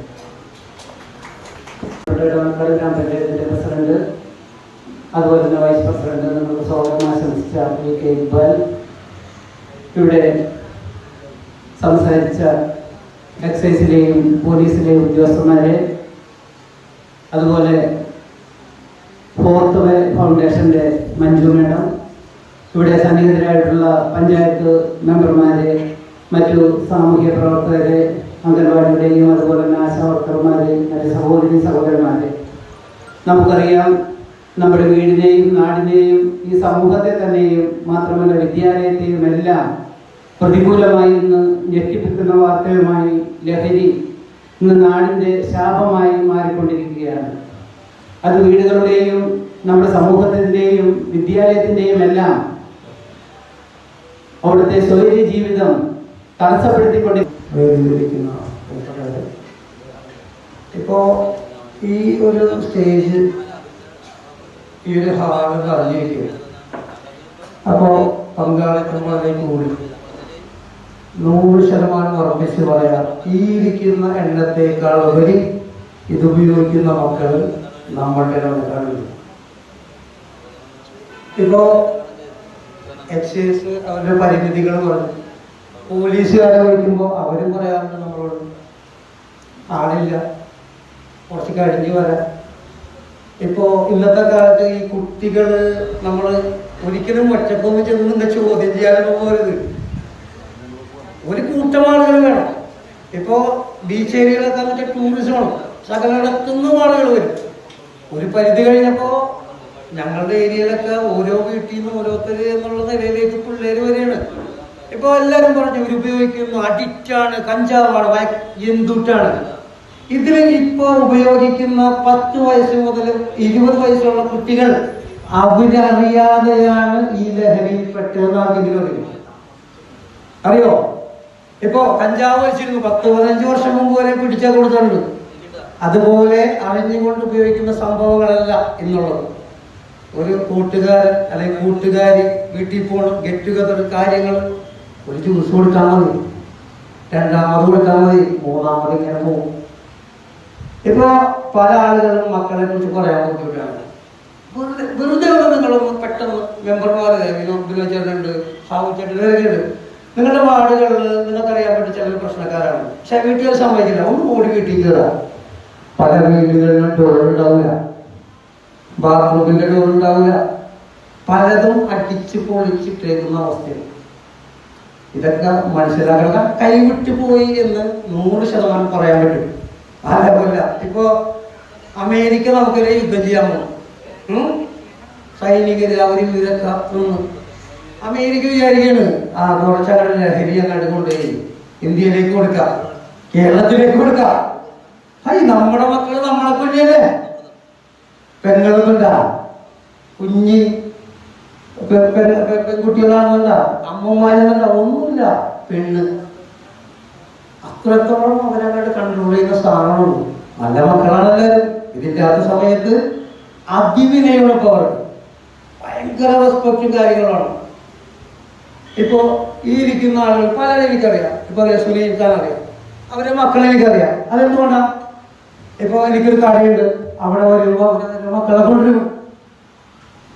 നിങ്ങൾ പോകുന്ന ഇടങ്ങളിൽ നിങ്ങളുടെ മക്കളെ നിങ്ങൾ കൊണ്ടുപോയിട്ടില്ല. ഇപ്പൊ കഴിഞ്ഞ മാസം 30-40 പിള്ളേരെ നമ്മൾ ബീച്ച് ഏരിയയിൽ നിന്ന് സ്നേഹത്തോടെ പറഞ്ഞു വിട്ടു. പിറ്റേ ദിവസം രാവിലെ മാർക്കറ്റിൽ എന്താണെന്നറിയോ? ടൂൾസ് എടുത്തില്ല, അല്ലെങ്കിൽ സെറ്റാക്കിയാണ്. എങ്ങനെ ഇരിക്കുന്നത് ഉണ്ടാവും, ചെറിയ കത്തിയെങ്കിലും അവരുടെ കയ്യിലുണ്ടാവും. ശ്രദ്ധിച്ചറിയാൻ പറ്റും. സ്വന്തം മക്കൾ പോകുമ്പോൾ നമുക്ക് തപ്പി നോക്കാക്കി ചെയ്ത്. പിന്നെ വീട്ടിൽ വന്നിരിക്കുമ്പോ ഭക്ഷണം കഴിക്കുമ്പോ ദേഷ്യപ്പെട്ട് പോകാറുണ്ട, എറിയാറുണ്ട്. ഇപ്പോ 1-ാം വാർഡിൽ ഒരുപാട് കാര്യങ്ങൾ ചെയ്തുകൊണ്ടിരിക്കുന്നുണ്ട്. ഇൻഷാ അല്ലാഹ് ഞായറാഴ്ച 3 എഴുത്ത് ബോർഡുകൾ നമ്മുടെ കേന്ദ്രങ്ങളിൽ വെക്കാൻ തീരുമാനിച്ചിട്ടുണ്ട്. അതുകൂടാതെ ഇപ്പോൾ പോലീസ്, എക്സൈസ് അവരുടെ പരിമിതികൾ പറയുന്നുണ്ടെങ്കിൽ പോലും നമുക്ക് നിവൃത്തിയില്ലാതെ തടയാണ്. കാരണം ഓരോ വീട്ടിൽ നിന്ന് ഓരോരുത്തരായി, അത് കഴിഞ്ഞ് 1-2 വരെ. ഇപ്പൊ ഇന്നലെ ഒരു അപകടം ഉണ്ടായി. 15 വയസ്സുള്ളൂ. പാപ്പാടെ ബൈക്കെടുത്ത് പോയതാ. കൂടെ ഉണ്ടായിരുന്ന 3 പേര് പറക്കണമാർ, വേറെ ലോകത്താണ്. 15-13 വയസ്സുള്ളൂന്നേ. ഇതിന്റെ ഗൗരവം മനസ്സിലാക്കണമെല്ലാവരും. ഇത് സിമ്പിളല്ല. ഞാൻ പറഞ്ഞില്ല, ഈ ഇരിക്കുന്നതിനേക്കാൾ ഇതിന്റെ ഇരട്ടിയെങ്കിലും മക്കൾ ഇത് ഉപയോഗിച്ച് പോകുന്നുണ്ട്. അതില് 15-10 വയസ്സിനിടയിലുള്ള മക്കളൊക്കെ പിടിച്ചു കളഞ്ഞേക്കുന്നു. ഇപ്പൊ ഞാനിത് ഉപയോഗിക്കുന്ന ആളാണ്. എനിക്ക് 10 സുഹൃത്തുക്കളുണ്ട്. ഉറപ്പായിട്ടും ബാക്കിയുള്ളവരെയും കൂടി അത് കൂട്ടാൻ ഞാൻ നോക്കും. ഞാൻ ഒരു ശവലപ്പ് കുടിച്ചു കഴിഞ്ഞാൽ അത് കുടിക്കാൻ പറ്റുന്നവർ വരും. അപ്പോ മക്കളറിയണം. മക്കളൊക്കെ ഉണ്ടാ മനസ്സിലാവാൻ ഉപയോഗിക്കണം. നോണ്ടേന്ന് പച്ചക്കള്ളം. സ്വന്തം മക്കള് വീട്ടിൽ വന്ന് കയറി അവന്റെ കണ്ണെന്ന് പറഞ്ഞ കണ്ണെന്ന് ചുമന്ന അറിയൂലെന്ന് പറയുന്ന തള്ളമാര് ഉണ്ടാ. വെറുതെ പറയുന്നത് നാട്ടുകാരും. മനസ്സിലാ? അപ്പോ ഇതിന്റെ ഗൗരവം മനസ്സിലാക്കണം. ഈ ആളുകളൊന്നും പോരാ. ഓരോ വാർഡിലും ഒരാൾ മാറി നിൽക്കാതെ ഇതിനൊരുമിച്ച് നിൽക്കണം. പിന്നെ എന്റെ മോൻ അതിൽപ്പെട്ടു എന്ന് കരുതി അത് അവസാനിക്കരുത്. ഇത് പലപ്പോഴും സംഭവിക്കുന്നതാ. ഇപ്പോ നമ്മളറിയുന്ന ഒരു നേതാവിന്റെ മോനെ പിടിച്ച് പിന്നെ പിടിച്ചവരും എല്ലാവരും ഏറ്റവും മോശക്കാരായി നമ്മുടെ ബന്ധുക്കളെ പിടിച്ച്. അങ്ങനെയല്ല, ഇത് നമ്മുടെ കൺട്രോളിൽ നിന്ന് പോയി. സ്വന്തം മക്കളെ ഇത്തരത്തിലുള്ള പ്രശ്നങ്ങൾ വാപ്പാന വാക്കത്തിക്ക് വെട്ടാനോട് ഓടിച്ചിട്ടുണ്ട്. പിന്നെ കഴിഞ്ഞ ദിവസം അഴീക്കോട് സംഭവം കണ്ടില്ലേ? ഉമ്മാന കരുത്തറുത്തത്. അതിവിടെ മായവസാറിന് വർഷങ്ങളോളം ഈ സംഭവം നടക്കുന്ന അന്ന് വരെ മായവസാറ അമ്പലത്തിൽ ഉത്സവത്തിന് വന്നാണ് പയ്യൻ. ഉമ്മാന അറുത്തിട്ടിട്ട് ആളുകൾ എടുത്തോണ്ട് പോകാൻ വന്നപ്പോ അവൻ മുട്ട പിടിച്ചിട്ട് ഓടുന്നു. മനസ്സിലായ? ഇതിന്റെ ഗൗരവം പ്രിയപ്പെട്ട അമ്മമാര് മനസ്സിലാക്കിയാലേ നടക്കുള്ളൂ. പെൺകുട്ടികളുണ്ട്. ഇപ്പോ എന്തോരം നല്ലോണം പഠിക്കണം മക്കളാണെന്നറിയാമോ? ഇപ്പൊ 10 കഴിഞ്ഞപ്പോ തന്നെ സെറ്റാക്കി വെച്ചേക്കണ്. എനിക്കിപ്പോ മതി. എന്നാലും അവന ലോക കഞ്ചാവും മയക്കുമരുന്നൊക്കെ കച്ചവടം ചെയ്യണവനാണ്. അവന് സെറ്റാണ്. എതിർക്കാൻ പറ്റും? വീട്ടുകാർക്ക് എതിർക്കാൻ ഞാൻ ചത്തോളെ അവിടെ വീഴും. ഇപ്പോഴേ ശ്രദ്ധിക്കുക. ഒരാളെന്തെങ്കിലും പറഞ്ഞാൽ കേൾക്കുക, മക്കളെ വീക്ഷിക്കുക.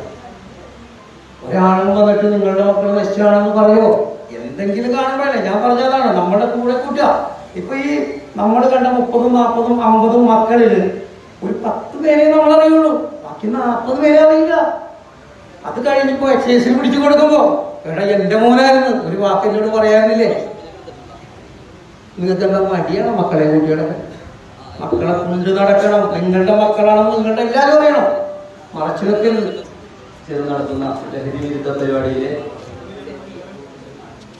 സ്റ്റേക്ക് ഹോൾഡേഴ്സ് മീറ്റ് എന്നുള്ള പരിപാടിയാണ് നടക്കുന്നത്.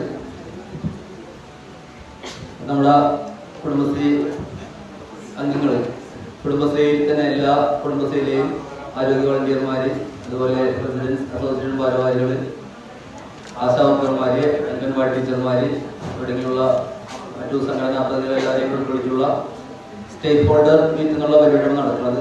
ഇതിനു ശേഷം നമ്മൾ എല്ലാ വാർഡ് തലങ്ങളിലും ഇതുപോലെയുള്ള മീറ്റിങ്ങുകൾ വിളിച്ചിട്ട് പരമാവധി ആളുകളെ ഇതേക്കുറിച്ച് ബോധവൽക്കരിക്കുകയും അതുപോലെ ലഹരി വ്യാപനത്തിലേക്ക് ചെറുക്കുന്നതിനുള്ള നടപടിയെടുക്കുന്നതിനുമായിട്ടുള്ള കാര്യങ്ങളിലേക്ക് കടക്കും. അപ്പോൾ ഇനി കൂടുതൽ നീട്ടണം. നമുക്കറിയാമ്പോൾ പല പഴയ കാലങ്ങളിലേക്ക് തിരിച്ചു പോകേണ്ട ഒരവസ്ഥയുണ്ട്. നമ്മുടെ പിള്ളേര് ചീത്തയായിക്കൊണ്ടിരിക്കുന്നതിന്റെ ഭാഗമായിട്ട് കാര്യങ്ങൾ നമ്മളെ ഉണ്ടാക്കി വെച്ചാണ്. സ്കൂളിൽ പഠിപ്പിച്ചിരുന്നപ്പോൾ നേരത്തെ ടീച്ചർമാരുടെ വടി ഉണ്ടായിരുന്നു. അത് വേണ്ടെന്ന് പറഞ്ഞു. ഇപ്പൊ തന്നെ കോടതി പറഞ്ഞിട്ടുണ്ടായിരുന്നു ഇനി ചെറിയ വടിയാകാം, ചെറിയ കാര്യങ്ങളുടെ പേരിൽ ഫീസ് എടുക്കാൻ നിൽക്കുന്നുള്ളത് കോടതി തന്നെ പറഞ്ഞിട്ടുണ്ട്. അതുപോലെ പരീക്ഷ ഇല്ലാണ്ടായി. കുട്ടികൾക്ക് അടുത്ത ക്ലാസ്സിലേക്ക് ജയിക്കാനായിട്ട് മിനിമം മാർക്കുകൾ മേടിക്കാൻ വേണ്ടി പഠിക്കുമല്ലോ. ഇപ്പൊ അതിലൊന്നും ആവശ്യമില്ല. പഠിച്ചില്ലെങ്കിലും പരീക്ഷ ജയിക്കും എന്നുള്ളൊരവസ്ഥ വന്നപ്പോൾ കൂടുതൽ സമയം ഫോണിൽ വീട്ടുകാർക്കും പിള്ളേരുടെ ശല്യമില്ലാതെ മറ്റു പണികൾ എടുക്കാനായിട്ട് ഫോണങ്ങാട് കൊടുത്തു കഴിഞ്ഞാൽ ആ പിള്ളേരെ ശല്യം ഉണ്ടാവില്ല. അപ്പൊ അങ്ങനെയൊക്കെ ആയി ഇപ്പോൾ ഇത്ര മോശപ്പെട്ട അവസ്ഥയിലേക്കായി. എന്തായാലും നമുക്ക് കൂടുതൽ ആളുകളെ ഇതിലേക്ക് വീഴാതെ വീഴ്ത്തിയവരെ ഇതിനകത്തൊക്കെ പോയവരെ തിരിച്ച് രക്ഷപ്പെടുത്താൻ പറ്റുമെന്നുള്ള തോന്നലൊന്നും നമുക്കില്ല. എന്തായാലും ബാക്കിയുള്ളവരെ ഇനി വരുന്ന തലമുറയെങ്കിലും രക്ഷിച്ചെടുക്കാനുള്ള രീതിയിലേക്ക് നമ്മുടെ പ്രവർത്തനങ്ങൾ വ്യാപിപ്പിക്കണം. അതിന് പഞ്ചായത്ത് നടത്തുന്ന ഈ പ്രവർത്തനങ്ങൾക്ക് എല്ലാവരുടെയും പിന്തുണ ഉണ്ടാകണം മാത്രം അഭ്യർത്ഥിച്ചുകൊണ്ട് ഈ പരിപാടിക്ക് ആശംസ നിർത്തുന്നു. നന്ദി. എൻ്റെ പേര് മഞ്ജു എന്നാണ്. പ്രൊജക്റ്റ് വേണ്ട ഫോർത്ത് വേ ഫൗണ്ടേഷനിലെ കേരളത്തിലെ ലഹരിക്കെതിരെ പ്രവർത്തിക്കുന്ന പ്രൊജക്റ്റ് വേണ്ടയുടെ ഒരു കാറ്റലിസ്റ്റ് ആണെന്നാണ് പറയുന്നത്. ഞങ്ങളെല്ലാവരും ഇതിൻ്റെ കാറ്റലിസ്റ്റുകൾ എന്നാണ് പറയുക. കാറ്റലിസ്റ്റ് എന്നുള്ള വാക്ക് നിങ്ങൾ കേട്ടിട്ടുണ്ടോ? കാറ്റലിസ്റ്റ് എന്നുള്ള വാക്ക് എവിടെയെങ്കിലും കേട്ടിട്ടുണ്ടോ? കെമിസ്ട്രി ഒക്കെ പഠിച്ചപ്പോൾ നമ്മൾ കേട്ടിട്ടുണ്ടാവും. രാസപ്രവർത്തനങ്ങളെ അല്ലെങ്കിൽ കെമിക്കൽ റിയാക്ഷനുകളെ ത്വരിതപ്പെടുത്താൻ, സ്പീഡപ്പ് ആക്കാൻ, ക്വാളിറ്റി കൂട്ടാൻ ചേർക്കുന്ന ഒരു വസ്തുവാണ്. ആ വസ്തുവിൽ ഒരു മാറ്റവും വരില്ല. ഈ കാറ്റലിസ്റ്റുകൾക്ക് ഒരു മാറ്റവും വരില്ല. പക്ഷെ പ്രവർത്തനം നടക്കും, അതിനൊരു ഫലം ഉണ്ടാവും. അപ്പൊ അതുകൊണ്ടാണ് ഞങ്ങളെ കാറ്റലിസ്റ്റുകൾ എന്ന് വിളിക്കുക. ഞങ്ങൾ സമൂഹത്തിൽ ഇവിടുത്തെ മാറ്റങ്ങളെ ത്വരിതപ്പെടുത്തുന്ന, പ്രത്യേകമായിട്ട് ഞങ്ങൾ ഫോക്കസ് ചെയ്യുന്നത് ലഹരി പദാർത്ഥ ദുരുപയോഗമാണ്. അതിനെ ചെറുത്ത് എങ്ങനെ മുന്നോട്ട് പോകാം എന്നുള്ള രീതിയിലുള്ള കാര്യങ്ങളാണ് ഞങ്ങൾ ചെയ്യുന്നത്. അപ്പോൾ കാറ്റലിസ്റ്റ് ചെയ്ത ജോലി തന്നെയാണ് ഞങ്ങൾ ചെയ്യുക. നിങ്ങളാണ് പ്രവർത്തിക്കുന്നവരും പ്രവർത്തനം നടക്കുന്നതും ഇവിടെ തന്നെയായിരിക്കും. ഞങ്ങൾ നിങ്ങളെ ശരിക്കും പറഞ്ഞാൽ ഫെസിലിറ്റേറ്റേഴ്സ് എന്ന് പറയാം. ഇപ്പൊ ഇന്ന് ഈ മീറ്റിംഗ് ഞങ്ങളുടെ ഫെസിലിറ്റേഷന്റെ ഭാഗമാണ്. കഴിഞ്ഞ നവംബർ തുടങ്ങി ഈ പഞ്ചായത്തില് പല പ്രാവശ്യം വന്ന് പ്രസിഡന്റിനെയും മറ്റുള്ളവരെയും കണ്ട് നമുക്ക് ഇങ്ങനെ ഒരു പ്രവർത്തനം നടത്തിയാൽ മാത്രമാണ് ഇതിനൊരു പരിഹാരം ഉണ്ടാവുള്ളൂ എന്ന് അവരെ ബോധ്യപ്പെടുത്തിയതിന്റെ ഫലമായിട്ട് ഞങ്ങൾ 1-2 പ്രോഗ്രാംസ് ഇവിടെ നമ്മൾ തുടങ്ങി മുന്നോട്ട് പോകുന്നുണ്ട്. അതിനെക്കുറിച്ചൊക്കെ നമുക്ക് ഞാൻ സ്റ്റെപ്പ് ബൈ സ്റ്റെപ്പായിട്ട് പറയാം. ഞങ്ങളുടെ എന്തുകൊണ്ടാണ് നമ്മൾ പ്രവർത്തിക്കുന്നത്, എന്താണ് അതിന്റെ സയന്റിഫിക് ആയിട്ടുള്ള വശങ്ങൾ, എന്ത് ചെയ്താലാണ് ഗുണമുണ്ടാകുക, ഈ കാര്യങ്ങളൊക്കെ മനസ്സിലാക്കിയാൽ മാത്രമാണ് ശരിയായ രീതിയിൽ ഈ നാട്ടിൽ നമുക്കത് ചെയ്യാൻ പറ്റുള്ളൂ. അപ്പൊ നിങ്ങൾക്ക് വേണ്ട ബേസിക് ആയിട്ടുള്ള അറിവുകളും ബേസിക് കാര്യങ്ങളും നിങ്ങൾ എന്ത് ചെയ്യണമെന്നുള്ളതും നിങ്ങളുടെ അഭിപ്രായങ്ങൾ എന്തൊക്കെയാണെന്നുള്ളതുമാണ് ഈ മീറ്റിംഗിൽ നമ്മൾ ചർച്ച ചെയ്യുന്നത്. ഇതൊരു ക്ലാസ് ആയിട്ടൊന്നും കാണരുത്, ഒരു ചർച്ചയാണ്. അപ്പൊ എല്ലാവരുടെയും ഭാഗഭാഗത്ത് ഞാനതിൽ ക്ഷണിക്കുന്നു. അപ്പൊ ആദ്യം തന്നെ പഞ്ചായത്തിന്റെ അധികാരികൾ വളരെ താല്പര്യപൂർവ്വം ഉത്സാഹത്തോടെ ഞങ്ങളെ സ്വീകരിക്കുകയും അവസരങ്ങൾ ഒരുക്കി തരികയും ചെയ്തതിന് ഒത്തിരി നന്ദി പറഞ്ഞുകൊണ്ട് ഞാൻ തുടങ്ങുന്നു. പിന്നെ ഇത്രയും പേര് വന്നതിലും ഒത്തിരി സന്തോഷം. ഈ പ്രശ്നത്തിന്റെ വ്യാപ്തി എല്ലാവരും മനസ്സിലാക്കി കഴിഞ്ഞു എന്നുള്ളതിന് ഒരു തെളിവാണ് ഈ സദസ്സ്. ലഹരി പദാർത്ഥ ദുരുപയോഗം എന്ന ഒരു പ്രശ്നമാണ് കേരളത്തിൽ ഏറ്റവും നമ്മളെ പ്രശ്നമാക്കിക്കൊണ്ടിരിക്കുന്ന കാര്യമെന്ന് മനസ്സിലാക്കിക്കൊണ്ടാണ് നമ്മൾ കുട്ടികൾക്കിടയിലുള്ള ലഹരി പദാർത്ഥ ദുരുപയോഗം തുടച്ചു നീക്കിക്കൊണ്ട് അവരുടെ ഇടയിൽ മാത്രം നമ്മൾ പ്രവർത്തിച്ചതുകൊണ്ട് അതുകൊണ്ട് പരിഹാരം ഉണ്ടാകില്ല എന്ന് മനസ്സിലാക്കിക്കൊണ്ട് അവർക്ക് ലഹരി പദാർത്ഥ ദുരുപയോഗ വിമുക്തമായ അന്തരീക്ഷം, സബ്സ്റ്റൻസ് അബ്യൂസ് ഫ്രീ എൻവയറമെന്റ്, അത് ക്രിയേറ്റ് ചെയ്ത് കൊടുക്കുക എന്ന ലക്ഷ്യത്തോടുകൂടി നമ്മൾ പ്രവർത്തിക്കാൻ തുടങ്ങി. ഞങ്ങളുടെ ഈ പ്രവർത്തനങ്ങൾക്ക് UN-ന്റെ ഒക്കെ അംഗീകാരവും അവാർഡും ഒക്കെ ലഭിച്ചതാണ്. ബെസ്റ്റ് പ്രാക്ടീസസ്, ഏറ്റവും ശരിയായ രീതിയിൽ, അതായത് ജനങ്ങളിലേക്ക് എത്തുന്ന ഗ്രാസ് റൂട്ട് ലെവൽ എന്ന് പറയും. ഞങ്ങളിപ്പോ എവിടെയാ നിൽക്കുന്നതെന്ന് അറിയാമോ? പഞ്ചായത്തിൽ നിന്നായിരുന്നു ആദ്യം തുടങ്ങിയത്. ഇപ്പൊ എവിടെയാ നിൽക്കുന്നത്? അതിന്റെ രണ്ടാമത്തെ ലെയറിലേക്ക് ഞങ്ങൾ വന്നു. അതായത് സമൂഹത്തിന്റെ ഇടയിലുള്ള ലീഡർഷിപ്പ്, പഞ്ചായത്തിന്റെ മെയിൻ ലീഡർഷിപ്പിൽ നിന്ന് ഇറങ്ങി സമൂഹത്തിന്റെ ഇടയിലുള്ള ലീഡർഷിപ്പ്. അടുത്ത ഘട്ടമായിട്ട് നമ്മൾ പോകുന്നത് ഗ്രാസ് റൂട്ട് ലെവൽ. ഇത് അടുത്ത ഘട്ടം എന്ന് പറയുന്നത് ഓരോ കുടുംബങ്ങളിലേക്കുമാണ് നമ്മൾ എത്തുന്നത്. അത് പല രീതികളിലായിരിക്കും എത്തുക എന്നുള്ളതാണ്. നമ്മൾ എന്തിനെ ബേസ് ചെയ്തിട്ടാണ് ഇത് പ്രവർത്തിക്കുന്നത് എന്നുള്ളത് നിങ്ങൾ എല്ലാവരും അറിഞ്ഞിരിക്കേണ്ട ഒരു കാര്യമാണ് ഈ സ്ക്രീനിൽ ഇപ്പൊ നിങ്ങൾ കാണുന്നത്. അതായത് നമ്മുടെ ഐക്യരാഷ്ട്ര സംഘടനയുടെ കുട്ടികൾക്ക് വേണ്ടിയിട്ടുള്ള ഒരു കൺവെൻഷൻ നടന്നു. കുട്ടികൾക്ക് വേണ്ടിയിട്ടുള്ള കൺവെൻഷൻ, അതിന്റെ പേര് UNCRC. ഇത് ചിലപ്പോൾ നിങ്ങൾ ഓർത്തിരിക്കില്ല. പക്ഷേ കുട്ടികളുടെ അവകാശങ്ങൾ, സംരക്ഷിക്കപ്പെടേണ്ട അവകാശങ്ങളെ കുറിച്ചുള്ള ചർച്ചയാണ് അതിനകത്ത് നടന്നത്. അത് ഫോക്കസ് ചെയ്തത് മെയിനായിട്ട് ഈ 4 കാര്യങ്ങളിലാണ്. കുട്ടികളെ ബാധിക്കുന്ന തീരുമാനങ്ങളിൽ അവരുടെ പങ്കാളിത്തം ഉറപ്പുവരുത്തുക. മാതാപിതാക്കൾ എന്നുള്ള നിലയിൽ നമ്മൾ ഇവിടെ നിൽക്കുമ്പോൾ നമ്മൾ ഓർക്കേണ്ട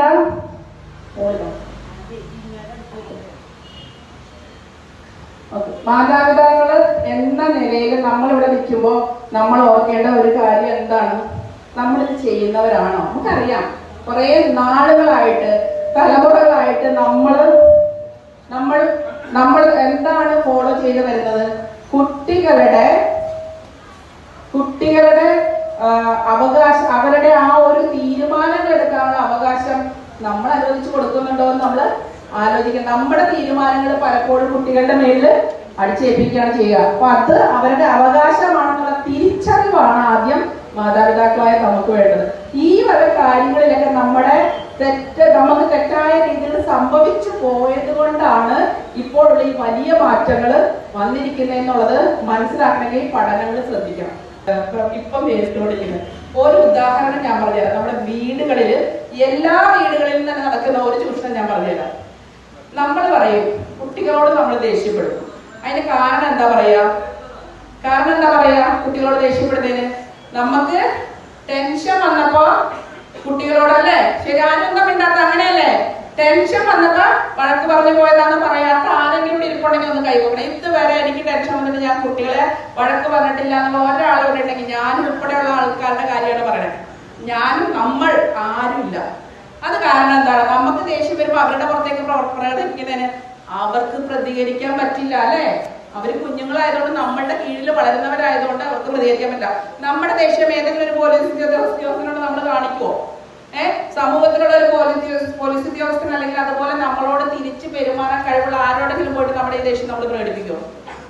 അപ്പൊ ഏറ്റവും കൂടുതൽ കുട്ടികൾ ചൂഷണം ചെയ്യപ്പെടുന്നത് എവിടെയാ? ഈ വീടിന്റെ ഉള്ളിൽ നമ്മൾ അവരോട് കാണിക്കുന്ന വലിയ അനീതി. അത് നമ്മൾ തിരിച്ചറിയാൻ വേണ്ടിയിട്ടായിരുന്നു ഞാൻ പറഞ്ഞത്. ഞാനും നിങ്ങളൊക്കെ അതിനകത്ത് എനിക്ക് ഭയങ്കര വിഷമമായിരുന്നു ഇതൊക്കെ അറിഞ്ഞു വന്ന കാലഘട്ടങ്ങളിൽ. ആദ്യം ഞാൻ അങ്ങനെ അല്ലല്ലോ എന്നൊക്കെ ഒത്തിരി മാറ്റങ്ങൾ എൻ്റെ ജീവിതത്തിൽ ഇതൊക്കെ അറിഞ്ഞുകൊണ്ട് എനിക്ക് വരുത്താനും സാധിച്ചിട്ടുണ്ട്. അതുകൊണ്ടാണ് നിങ്ങളുടെ മുമ്പിൽ ഞാൻ നിൽക്കുന്നത്. അല്ലെങ്കിൽ ഇത്രയും ധൈര്യത്തിൽ വന്ന് നിൽക്കാൻ എനിക്ക് സാധിക്കില്ലായിരുന്നു. അതുപോലെ തന്നെ കുട്ടികൾക്ക് നേരെയുള്ള പീഡനങ്ങൾ തടയണം. കുട്ടികളുടെ അടിസ്ഥാന ആവശ്യങ്ങൾ നിറവേറ്റണം. അതും വളരെ ഇമ്പോർട്ടന്റ് ആണ്. കുട്ടികളുടെ അടിസ്ഥാന ആവശ്യങ്ങൾ എന്താണ്? ഭക്ഷണം മാത്രമാണോ? വിദ്യാഭ്യാസം മാത്രമാണോ? അവർക്ക് നല്ല നല്ല ഉത്തരവാദിത്ത ബോധമുള്ള, ദിശാബോധമുള്ള വ്യക്തികളായിട്ട് വളർന്നു വരാനുള്ള അവകാശം ഉണ്ടോ? അത് നമുക്ക് അതിനകത്ത് എന്തോരം പങ്കുണ്ടെന്ന് ഇത് കഴിയുമ്പോൾ നിങ്ങൾക്ക് മനസ്സിലാവും. ഞാൻ പറഞ്ഞുതരാം. അത് നമ്മളവിടെ എത്രമാത്രം പങ്ക് അങ്ങനെ വളർന്നു വരാതിരിക്കാൻ നമ്മൾ വഹിക്കുന്നുണ്ടെന്നുള്ളത് ഇപ്പൊ ഞാൻ പറഞ്ഞുതരാം. അടുത്ത സ്ലൈഡ് ഒന്ന് പോകാമോ? ഇനി ആർട്ടിക്കിൾ 33 ആണ് ഇന്ന് നമ്മൾ ഈ ചെയ്യുന്ന പ്രവർത്തനങ്ങളുടെ ഒരാധാരം. ഈ ഒരു കൺവെൻഷൻ ആർട്ടിക്കിൾ 33, അതായത് കുട്ടികളെ ലഹരി പദാർത്ഥ ദുരുപയോഗത്തിൽ നിന്നും അത് കടത്തുന്നതിൽ നിന്നും, അതിനകത്ത് വിനിമയങ്ങൾ, അതിന്റെ ബിസിനസ്സുകൾ അല്ലേ, അത് നടത്തുന്നതിൽ നിന്നും, അത് ഒരു സ്ഥലത്ത് നിന്ന് മറ്റു സ്ഥലത്തേക്ക് കടത്തിക്കൊണ്ടുപോകുന്നതിൽ നിന്നൊക്കെ സംരക്ഷിക്കാൻ വേണ്ടി എല്ലാ തരത്തിലും വിദ്യാഭ്യാസപരമായിട്ടും ഭരണപരമായിട്ടും നിയമപരമായിട്ടും തീരുമാനങ്ങൾ എടുത്ത് നടപ്പിലാക്കേണ്ട ഉത്തരവാദിത്തം ഈ കൺവെൻഷനിൽ ഒപ്പുവെച്ച എല്ലാ രാജ്യങ്ങൾക്കും ഉണ്ട്. 93 നമ്മൾ ഇന്ത്യയിൽ ഒപ്പുവെച്ചിട്ടുണ്ട്. അപ്പൊ ഇന്ത്യ പൗരന്മാരെന്നുള്ള നിലയിൽ നമുക്കിതിന് ഉത്തരവാദിത്വം ഉണ്ടോ ഇല്ലയോ? ഇന്ത്യ ഒരു സംഗതിയിൽ ഒപ്പുവെച്ചിട്ടുണ്ടെങ്കിൽ നമ്മളത് ചെയ്യാൻ ബാധ്യസ്ഥരാണോ അല്ലയോ? അപ്പൊ നമ്മളെല്ലാവരും ബാധ്യസ്ഥരായിട്ടുള്ള ഒരു കാര്യം ചെയ്യാനാണ് ഇന്നിവിടെ നിങ്ങളായിരിക്കുന്നത്. അപ്പൊ നിസ്സാര കാര്യത്തിനല്ല ഈ വന്നിരിക്കുന്നത് എന്നുള്ള ബോധ്യം ഓരോരുത്തർക്കും ഉണ്ടാകാൻ വേണ്ടിയിട്ടാണ് ഇത് കൃത്യമായിട്ട് പറഞ്ഞു തരുന്നത്. ഇപ്പൊ വേണ്ട എന്നുള്ള പേര് ഇങ്ങനെ കേൾക്കുന്നുണ്ടല്ലേ നിങ്ങൾ? എന്താണ് ഈ വേണ്ട? വേണ്ട എന്ന് പറയുന്ന ഒരു നെഗറ്റീവ് അല്ലേ എന്നൊക്കെ പലരും ചോദിക്കാറുണ്ട്. അപ്പൊ അതുകൊണ്ടാണ് ഇവിടെ എന്തുകൊണ്ടാണ് ഈ വേണ്ട എന്നുള്ള വാക്ക് ഉപയോഗിക്കുന്നത്. അതായത് ഏറ്റവും ആദ്യം കാണുന്നത് ചാറ്റ് ബോക്സസ് എന്ന് പറഞ്ഞാൽ നിങ്ങൾക്ക് എല്ലാവർക്കും അറിയാലോ. ചാറ്റ് ചെയ്യാത്ത ആരുമില്ല. അത് മെസ്സേജുകളാണ്. നമ്മൾ കുട്ടികളോട് പറയുന്ന നോകൾ. നോ പറയുന്നത് കുട്ടിയുടെ ദേഷ്യമുള്ളതുകൊണ്ടാണോ? എന്താണ് നമ്മുടെ ഉദ്ദേശം? കുട്ടികള് നന്മയിലേക്ക് വരണം എന്നല്ലേ, അവർ നല്ല രീതിയിൽ വളരണം ആഗ്രഹിച്ചുകൊണ്ട് തന്നെയല്ലേ നമ്മൾ ഈ നോ പറയുന്നത്? അതെ. പക്ഷെ എപ്പോഴും നമ്മളോട് നോ പറഞ്ഞുകൊണ്ടിരുന്നത് നമുക്ക് ഇഷ്ടമുണ്ടോ? എന്ത് ചോദിച്ചാലും നോ പറഞ്ഞുകൊണ്ടിരുന്നത് നമുക്ക് ഇഷ്ടമുണ്ടോ? നമ്മളോടൊക്കെ നോ പറയട്ടെ, പറയാം. അപ്പൊ നമ്മൾ നാഗവല്ലിമാരോ അല്ലെങ്കിൽ അങ്ങനെയുള്ള റോളിലേക്കോ മാറും അല്ലെ? നമുക്കിഷ്ടമില്ല. അതല്ലേ നമുക്കിഷ്ടമില്ലാത്തതല്ലേ നമ്മൾ കുട്ടികളോട് പറയുന്നത്? നമ്മളോട് നോ പറയുന്നത് ഇഷ്ടമില്ലെങ്കിൽ കുട്ടികൾക്ക് അത് ഇഷ്ടം ഉണ്ടാവോ? ഇല്ല. അപ്പൊ നമ്മളത് ശരിയായ രീതിയിൽ എന്തുകൊണ്ട്, എങ്ങനെ എന്നുള്ള ആശയത്തോടു കൂടി വേണം കുട്ടികളോട് നോ പറയാൻ. വെറുതെ കയറി പറയരുത്. അതറിയാവുന്ന ചിലരൊക്കെ ഇവിടെ ഇരിപ്പുണ്ട്. അവർ തലയാട്ടുന്നുണ്ട്. ക്ലാസ്സുകൾ എടുത്തിട്ടുള്ള എക്സ്പീരിയൻസിലൊക്കെ വർക്ക് ചെയ്തിട്ടുള്ള ആളുകൾ ഇവിടെ ഇരിപ്പുണ്ട്. അപ്പൊ അവിടെ ആ നോകളെയൊക്കെ ഒന്നിച്ച് ചേർത്ത് ആ നോകൾ ഏത് രീതിയിൽ കുട്ടികളിലേക്ക് എത്തിക്കണം, അവരെ കൊണ്ട് എങ്ങനെ അവർക്ക് ദോഷകരമായ കാര്യങ്ങളോട് നോ പറയാൻ അവരെ പ്രാപ്തരാക്കണം എന്നുള്ളതിന് സൊല്യൂഷൻസ് ആയിട്ട്, പരിഹാരമായിട്ട് നമ്മൾ ചില ഫ്രെയിംവർക്കുകൾ, കുറെ പ്രോഗ്രാംസ് ഒക്കെ ഞങ്ങൾ സെറ്റ് ചെയ്തിട്ട് ഈ നോവലിന് ആ ഫ്രെയിംവർക്ക് കൊടുത്തുകൊണ്ട് അത് സമൂഹത്തിലേക്ക് എത്തിക്കുന്നതാണ് ഈ വേണ്ട.